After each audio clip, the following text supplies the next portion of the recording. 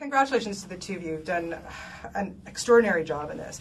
And I know that you both prepped for it a lot. How important was it, though, to meet the real relatives of the people that you were playing? How essential? Who wants to start? And it was, it was unbelievably essential to meet the characters. And also, to have them there, the benefit of getting stories. I mean, Walter and I drove to San Francisco and sat down with, say, John Cassidy, because Dean Moriarty is based after Neil Cassidy, and this is his son and a spitting image. And to sit down with him with a notepad like that, filled with questions, and just going through and him telling stories, old stories that weren't in the book, or stories, of just loving memories of his father, to get a perspective that was outside of the depiction that Kerouac even did. Mm-hmm. And so that was huge, and getting to visit with Carolyn Cassidy in London, sit with her, which I don't think I've ever been as starstruck. This is like the god, like the grandmother of the Beat generation. Everybody sort of bowed before Carolyn because, or she, it's pretty cool. Lay one on you. So it was wonderful.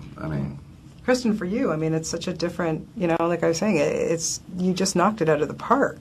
She's so uninhibited. She's just such a great person to play. For you, this must have been an amazing opportunity. Yeah, it was amazing. It's funny because it's why I love the book, because I love people like that. I love looking at people like that. I'm so not like that. Yeah. And, it was amazing. I think it also, going back to just what you said, it made it a lot easier to know who Luann was, because the female characters in the book and in just the novel are fairly on the outskirts of the intimate story. You're not in their heads, you're not in their hearts at any time. And I think to play someone so extreme and so alive and vivid and colorful, it's such an amazing opportunity to know why she was and how she was the way she was, and not just play like a fun girl, like a caricature of a person.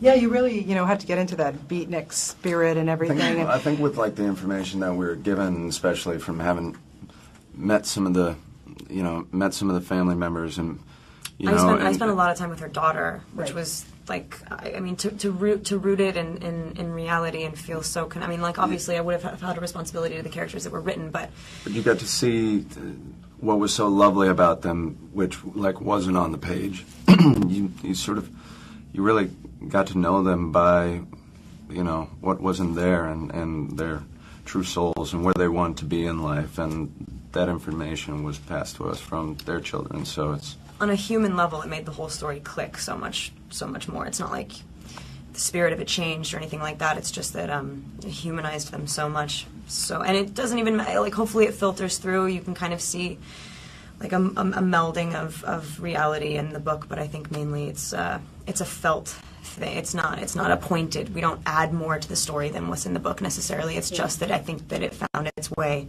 physically and spiritually, just that we knew, and that we, When did the three of you know that you clicked, you, Sam? And you guys the chemistry was just, to me, felt like, wow, you had been friends forever. Immediately. Pretty instant. I think because we already knew each other's sort of devotion to the project, the passion to be a part of it. We'd all been attached for so long, and when I met with Sam for the first time in New York, me, him, Walter, and the writer Jose Rivera sat down, for a dinner. And afterwards, Walter and Jose, we walked out, and they said, "We're going this way, you guys go that way." And Sam and I went to a pool hall and had some beers and just played pool. And I was like, after getting to know somebody in such a short amount of time, I was like, this guy's my brother for life. Mm-hmm. And for all of us, it was just a shared passion for. I would think this would be an unforgettable experience for you guys for the rest of your lives. Of course. Oh my gosh. Yeah. Yeah, pretty amazing. Okay, I have to ask you, I've been interviewing you since Panic Room, for God's sake. My God, I feel like your mother. But I have to ask you, what was it, Kristen, about acting? When did you know that this was going to be what you wanted to do for the rest of your life? What was it? Was there a movie? Was there anything that you saw that said, this is it, I got to do this, Mom? Yeah.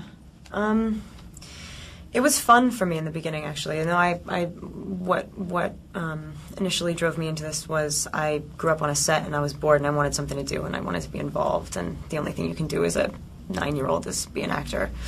And then I've always really, I really look up to my parents, and I've always, you know, we love film, and they're in the industry, and I at first it was really just I liked the job, but got a little older. I did a movie that really got inside, and they can be so important, movies, or not, you know. And I personally take so much from them. I mean, like, if I wasn't doing this, I really don't know.